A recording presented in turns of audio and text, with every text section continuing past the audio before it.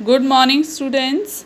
सो आज हम पार्ट 2 शुरू कर रहे हैं चैप्टर नंबर 8 का history, national awakening and establishment of political organisation in India. तो आई होप कि आप लोगों ने फर्स्ट पार्ट जो है उसका अच्छे से देख लिया होगा, उसके बारे में समझ लिया होगा। तो अब हम आगे बढ़ते हैं इसके। तो अब हम ये जानेंगे कि पॉलिटिकल ऑर्गेनाइजेशंस के बारे में, कि कैसे इंडिया में पॉलिटिकल ऑर्गेनाइजेशन फॉर्म हुए। तो political organisations prior to the establishment of Indian National Congress. तो क्या इंडियन नेशनल कांग्रेस ही सबसे पहले बनी? उसके पहले क्या कोई ऑर्गेनाइजेशन नहीं था? और कैसे फॉर्म हुई इंडियन नेशनल कांग्रेस, उसके बारे में हम जानेंगे। और क्या कारण थे जिस वजह से पॉलिटिकल ऑर्गेनाइजेशन को फॉर्म होना पड़ा। तो देखिए, कोई भी पॉलिटिकल ऑर्गेनाइजेशन क्यों फॉर्म होता है? जब आपको उस गवर्नमेंट का अगर आपको उसका फंक्शन नहीं पसंद आ रहा है या आपको कोई ऑब्जेक्शन है, तो कुछ ऑर्गेनाइजेशंस उनके खिलाफ़ खड़े हो जाते हैं, उनके खिलाफ़ बोलते हैं।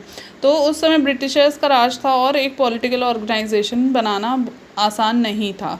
तो सबसे पहले छोटे छोटे ऑर्गेनाइजेशन बने थे, जैसे कि पूना सार्वजनिक सभा 1870 में सबसे पहले बनी। फिर उसके बाद ईस्ट इंडिया एसोसिएशन 1876 में, इंडियन लीग 1875 में बनी थी, मद्रास महाजन सभा 1884 में, बॉम्बे प्रेसिडेंसी एसोसिएशन 1885 में। तो ये छोटी छोटी सभाएं जो थी, छोटे छोटे ऑर्गेनाइजेशन फॉर्म हुए थे, बट वो इतने बड़े नहीं थे कि पूरे इंडिया पे वो इम्पैक्ट डाल सकें। तो क्या होता है कि सुरेंद्र नाथ बनर्जी जो हैं वो क्या करते हैं, called a national convention of Indian association in Kolkata in 1883। About 200 representatives participate in convention. Against there was a second convention in 1885 इन कोलकाता। तो सुरेंद्र नाथ बनर्जी जो हैं वो नेशनल कन्वेंशन, मतलब एक गेट टुगेदर रखते हैं एक इंडियन एसोसिएशन का। कहाँ पर? कोलकाता में। कौन सी ईयर में? 1883 में।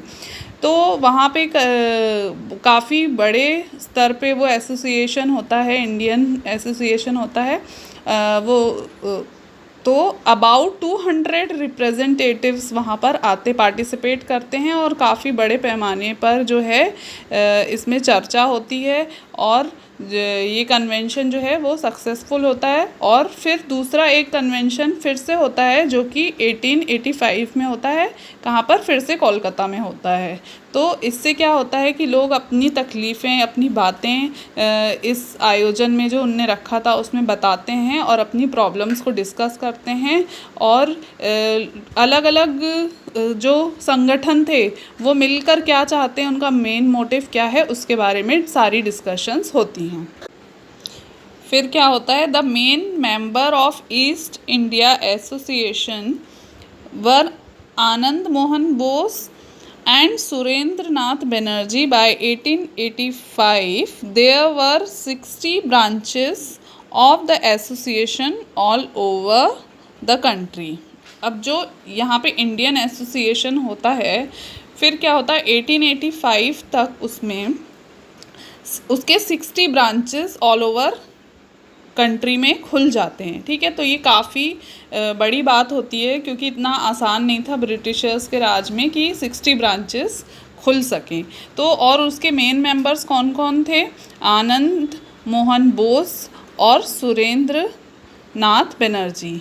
इनका बहुत ही बड़ा रोल था, वो मेन मेंबर थे इस एसोसिएशन के, जो कि सारी प्रॉब्लम्स जो थी लोगों की उसके बारे में डिस्कस करते थे, और कैसे एक पॉलिटिकल पार्टी बनाई जाए, कैसे उसको अप्लाई की जाए, अपनी बातें ब्रिटिशर्स तक रखी जाएं कि उनके साथ जो अत्याचार हो रहा है उसके ख़िलाफ़ वो लोग आवाज़ भी उठा पाएँ। इन सब चीज़ों के बारे में वो डिस्कस करते थे।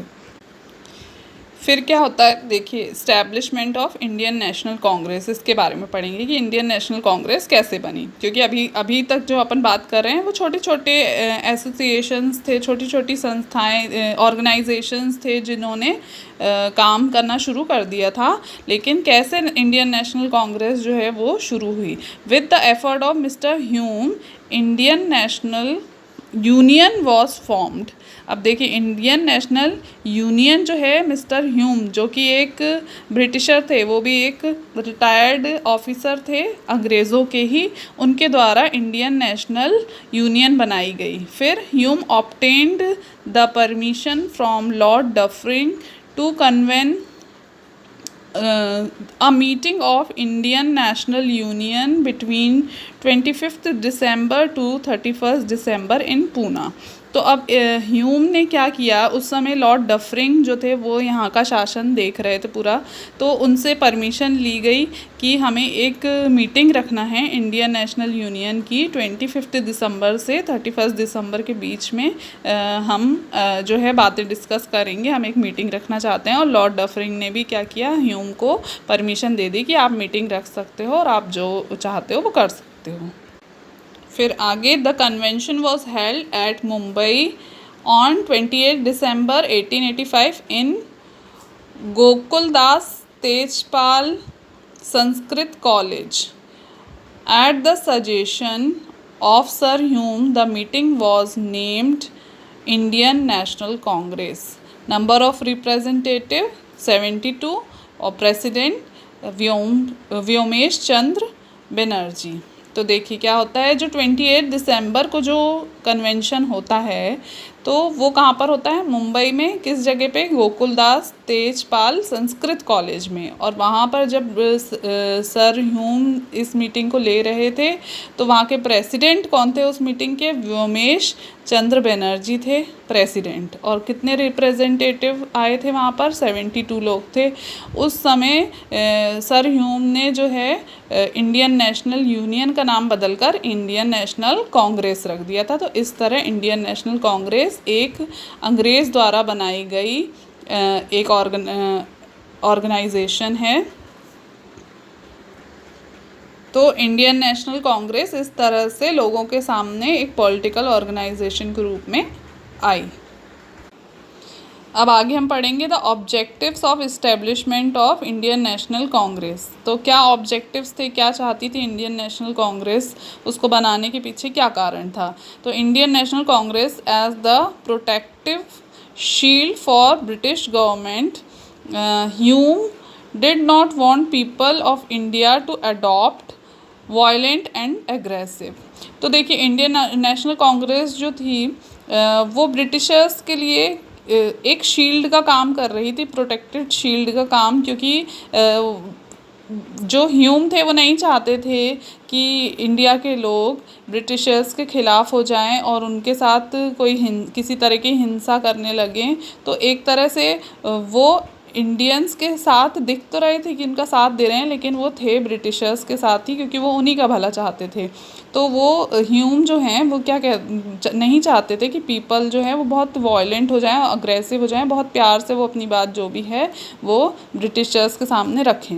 Hume want to encourage people to take legitimate path of protest like appeal, memorandum, delegation to influence the British government in order to fulfill the demand। तो जो भी डिमांड्स हैं इंडियंस की तो वो काफ़ी शांतिपूर्वक वो ब्रिटिशर्स से बोलें, जैसे किसी तरह की अपील या कोई मेमोरेंडम देकर। तो वो गवर्नमेंट के ख़िलाफ़ कुछ भी ऐसा वायलेंस नहीं चाहते थे, तो इसलिए उन्होंने इंडियन नेशनल कांग्रेस का गठन किया। फिर और क्या ऑब्जेक्टिव थे, to promote friendship and mutual intimacy among people who work enthusiastically for the country. अब जो लोग अपने देशभक्ति की भावना थी, जो देश के लिए कुछ करना चाहते थे, तो उनको वो यही चाहते थे कि काफ़ी अच्छे फ्रेंडशिप तरीके से, म्यूचुअल अंडरस्टैंडिंग से कोई भी काम हो तो अच्छी तरीके से हो, किसी भी लड़ाई झगड़े से ना हो। फिर सेकेंड पॉइंट है to eradicate the difference of caste, religion and develop the feeling of unity. तो और क्या मोटिव था इंडियन नेशनल कांग्रेस का कि जो डिफरेंस कास्ट या रिलीजन को लेके वो नहीं होना चाहिए, भेदभाव नहीं होना चाहिए, जाति को लेकर किसी तरह का लड़ाई झगड़ा नहीं होना चाहिए, और डेवलपमेंट क्या होना चाहिए, यूनिटी की फीलिंग होनी चाहिए सभी लोगों के अंदर, किसी तरह के भेदभाव या द्वेष की भावना मन में ना हो, और जो भी हो शांति पूर्वक सारे काम होने चाहिए। फिर थर्ड पॉइंट है to chart a programme of political activity and public goods for next 12 months. तो पब्लिक एक्टिविटी और पॉलिटिकल एक्टिविटी जो है वो अगले 12 महीने के लिए अच्छी तरह से प्रोग्राम करके, सारी चीज़ें व्यवस्थित तरीके से करके और बिना हिंसा के सारी चीज़ें प्लान करके करना चाहते थे, और किसी तरह के पब्लिक गुड्स को हानि ना पहुँचे और लोगों को भी किसी तरह की हानि ना पहुँचे, और अपनी बात वो ब्रिटिशर्स तक रख पाएँ, इसी बारे में इंडियन नेशनल कांग्रेस में सोचा जाता था, बातें की जाती थी, उनके मेन ऑब्जेक्टिव यही थे।